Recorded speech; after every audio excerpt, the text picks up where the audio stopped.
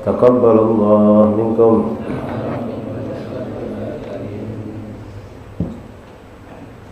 La ilaha illallah Muhammad Rasulullah. Bismillahirrahmanirrahim. Alhamdulillahi rabbil alamin. Wa bihi nasta'in ala umuri dunya waddin. Sallallahu wasallam ala khairi khalqillahi ajma'in sayyidina maulana Muhammad.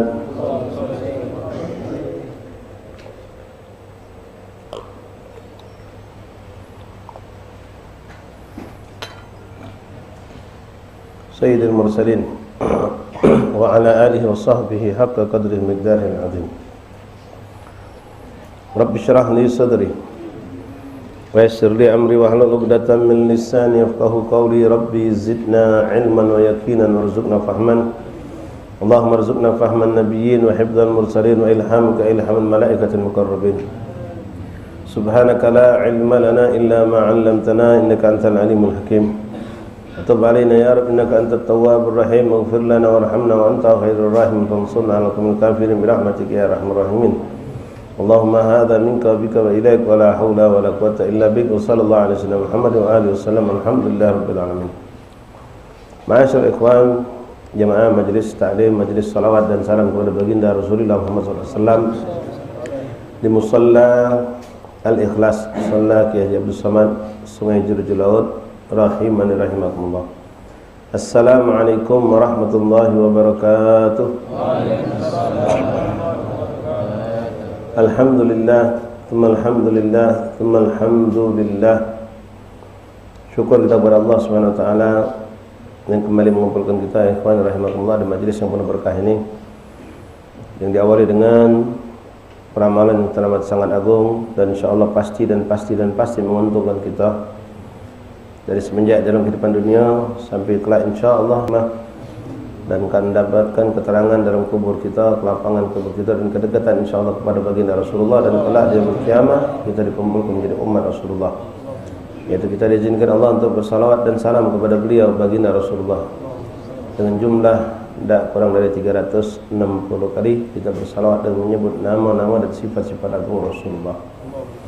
Ma'asyiral ahbab rahimani rahimakumullah. Alhamdulillah, mudah-mudahan kita diistiqomahkan Allah dalam segala ketaatan, dijauhkan Allah dan tidak pernah dibetahkan oleh Allah dalam kelalaian, apalagi bermaksiat kepadanya, dan mudah-mudahan kita dibetahkan, disenangkan, ditenangkan ketika kita melakukan kedekatan, ketaatan kepada Allah dan kepada baginda Rasul sallallahu alaihi wasallam. Ma'asyiral ahbab rahimani rahimakumullah, melanjutkan bacaan kitab Khasa'is Ummahatul Muhammadiyah yang dikarang oleh Imam Da'i ilallah Al-Musnid Al-Muhaddits Al-Muhaqqiq Al-Allama Sayyid Al-Habib Muhammad bin Ali bin Abbas Al-Maliki radhiyallahu anhu wa nafa'ana bihi fid dharain amin.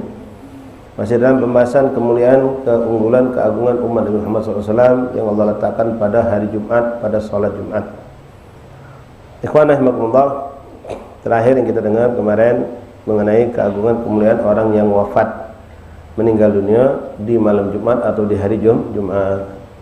Boleh kita minta ikhwan, minta sama Allah, dan kita mintakan mudah-mudahan orang tua kita pun diberikan Allah wafat di malam Jumat atau di hari Jumat. Suatu kenikmatan kita saksikan berapa banyak orang yang wafat malam Jumat. Sudah dia dapat ampunan dosa, disolatkan pas habis sholat Jumat pula beribu manusia nyolatkannya. Luar biasa. Ya, suatu kenikmatan yang kalau bisa ngatur pengen cek itu kalau, tapi kita boleh minta kepada Allah. Mudah-mudahan Allah berikan itu kepada kita. Karena keuntungan yang luar biasa didapatkan oleh orang yang wafat di hari Jumat atau di malam Jumat, dia tidak akan mendapatkan azab kubur. Tapi sebatas ingat azab kubur. Ya, azab kubur dia tidak rasakan.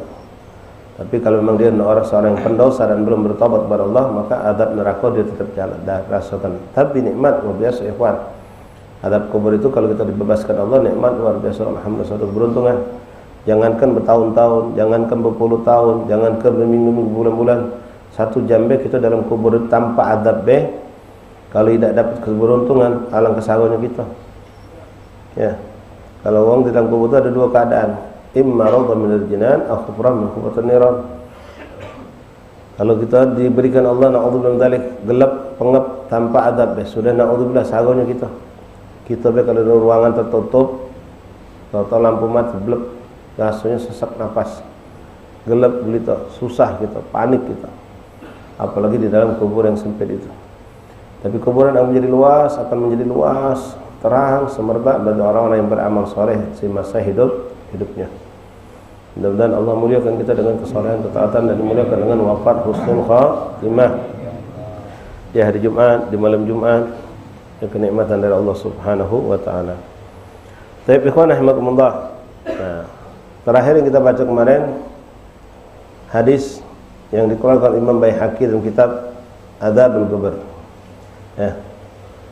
Aman min adzabil qabr liman mata yaumiha wa lailatiha, Rasulullah SAW mendapatkan keamanan, keselamatan dari adab kubur. Siapa itu? Liman mata yaumiha aw lailatiha, yang meninggal di hari Jumat atau di malam Jumat, bukan Jumat malam, malam Jumat.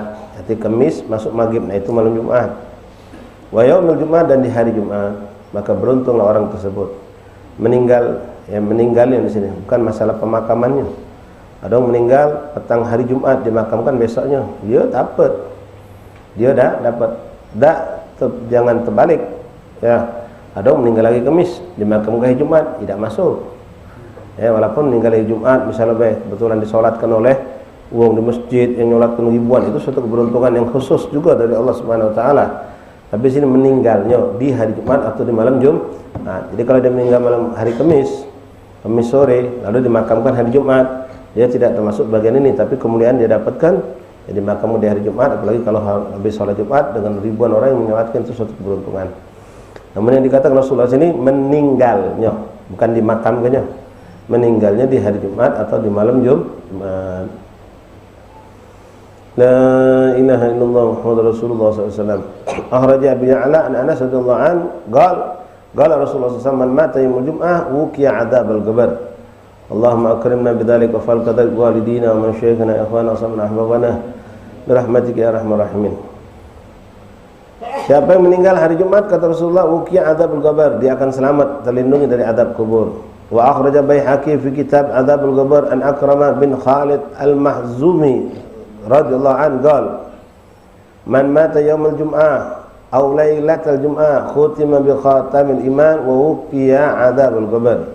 Siapa yang meninggal di hari Jumat atau di malam Jumat, maka ini orang dipastikan meninggalnya husnul khatimah dan selamat dari adab kubur. Wallahu a'lam. Adapun yang kita saksikan, ya banyak sekali juga kejadian, yaitu urusan hamba dengan Allah, seperti yang sudah kami sampaikan juga kemarin. Ada yang meninggal jelas-jelas keadaannya su'ul khatimah, dalam keadaan mabuk, misal mati bunuh diri, misal mati dalam keadaan hal-hal yang su'ul khatimah lah keadaan itu. Tapi dia meninggal malam Jumat atau hari Jumat, apakah dia dapat? Ya, itu haknya Allah. Ya, Allah boleh memuliakan karena mulianya hari Jumat sebagai hari Idul Muslimin, hari lebarannya umat Islam, Allah berikan untuk khususnya. Kalau Allah tidak mengampunkan, itu haknya Allah juga. Ya, itu haknya Allah yang kita melak dan ngaturnya. Nah, ikhwan rahimakumullah, sekarang kita masuk tentang fadhail yaumul Jumat. Ini agak sedikit pembahasannya beda sedikit, ya.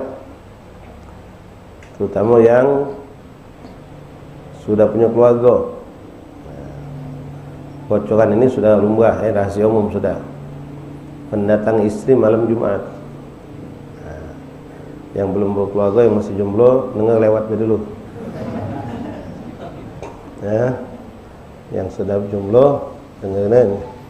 Tapi di sini Habib Ahmad tidak membawa banyak macam-macam, sebenarnya hadisnya banyak yang mengenai fadilah kemuliaan seorang suami atau suami istri melakukan hubungan jima, hubungan suami istri di malam Jumat. Memang ada anjuran sunnah. Ya, tapi ulama sebagian mengatakan itu anjuran melakukan hubungan malam Jumat itu setelah kita itu, karena bukan malam Jumat, malam kita disuruh memperbanyak ibadah. Jadi dari maghrib kita perbanyak ibadah dengan banyak sholat, sholawat, zikir dan lain-lain. Lalu dengan berkah yang menumpuk pada diri kita, kita datang istri kita. Sehingga datanglah keberkahan berpindah antara kita dengan istri kita, dan istri kita pun misalnya seperti juga memberikan kita keberkahan juga. Dan yang lebih penting lagi, kita harapkan kalau memang Allah izinkan dengan perkumpulan jima tersebut membuahkan hasil anak, maka insya Allah anak akan menjadi anak yang soleh. Jadi bukan ngambil malam Jumatnya, ya, tapi ada ibadah sebelumnya kita lakukan. Nah, ini hadisnya, ada beberapa hadis yang diangkat oleh Muhammad bin Al-Maliki. Di antara kemuliaan malam Jumat atau hari Jumat, minha anna lil jima' fihi ajrain. Orang yang melakukan hubungan jima' di malam Jumat itu dapat 2 ganjaran. Akhraj Baihaqi fi Syu'ab bi sanadin dhaif an Abi Hurairah radhiyallahu anhu qala Rasulullah sallallahu alaihi wasallam, berkata Rasulullah dari Abi Hurairah sahabat agung Nabi Muhammad sallallahu alaihi wasallam, bersabda baginda Nabi Muhammad sallallahu alaihi wasallam, ayajizu ahadukum ayyujami ahlahu fi kulli yaumil jum'ah fi kulli jum'atin fa inna lahu ajrain itsnain ajran wuslihi wa ajran wusila imra'atihi. Rasul mengatakan, apakah tidak mampu seorang di antara kalian mendatangi istrinya setiap malam Jumat berhubungan? Di situ ada 2 ganjaran kata Rasulullah. Ganjaran mandinya kita dan ganjaran mandinya istri kita. Ya, di sini. Ini yang disampaikan Nabi Muhammad, ini yang apa? Yang biasa-biasa weh. Ya, tidak disebutkan di sini menung Yahudi 1000. Ya, menung Yahudi kalau Jumat dapat 10.000 dan seterusnya, tidak. Itu ada di kitab-kitab khusus seperti Qurratul Ain dan lain-lain. Sini beliau menyebutkan yang fadail yang sifatnya umum. Wa akhraj Sa'id bin Mansur fi sunani an Makhul annahu su'ila an rajulin yaghtasilu min al-janabah yaum al-jum'ah. Qala man fa'ala dzalika kana lahu ajran. Bertanya seorang sahabat kepada Rasulullah SAW tentang hukum mandi janabah, seorang mendatang istrinya lalu junub dan mandi janabah di hari Jumat. Di sini yaumul Jum'ah, ya, mungkin maksud sini ya hari Jumat, boleh jadi malam Jumat. Qala man fa'ala dzalika kana lahu ajran. Siapa yang melakukan itu dia mendapatkan 2 ganjaran kata Rasulullah sallallahu alaihi wasallam. Wa minha, sudah selesai, tidak panjang buka bab itu ya. Kalau nak panjang buka, ya silakan buka kitab-kitab khusus tentang masalah etika pergaulan rumah tangga. Di antaranya ada Gudul Ujen namanya. Gudul Ujen, ada terjemahnya. Kemudian Qurratul Ain itu juga ada terjemahnya. Tapi maaf, saya anjurkan yang boleh baca ini yang sudah berkeluarga atau yang sudah dekat nak kawin. Kalau kamu belum nak dekat kawin, sekarang masih duduk SMA, rencana kawin setelah kuliah, selama baca buku itu kakek bercepat pengen kawin. Ngeda-ngeda uminya pengen cepat kawin, jadi jangan. Karena maaf ya secara zahirnya tidak beda kalau baca komik porno. Di dalam itu menjelaskan bagaimana praktek sunnah, praktek makruh, praktek mubah, di segala macam dijelaskan di situ. Jadi kalau yang belum, mungkin untuk jangan dulu baca kitab itu. Ya. Walaupun kamu naudzubillah min dzalik, beb wong lebih asum nyengok itu, yo biarlah dalam masalah ini jangan dibaca dulu. Kayak belajar ni kan. Karena belajar masalah dalam itu penting, ikhwan. Bagi yang nak kawin, belajar urusan dalam kamar itu penting. Jangan cuma belajar ijma'. Maaf, kalau kamu nak kawin, lalu kamu nanya sama bapak, "Mbak, ajarin aku Mbak bagaimana cara bergawe jual bilik." Apa jumpa kita ai sudah lagi pacak dewek kau.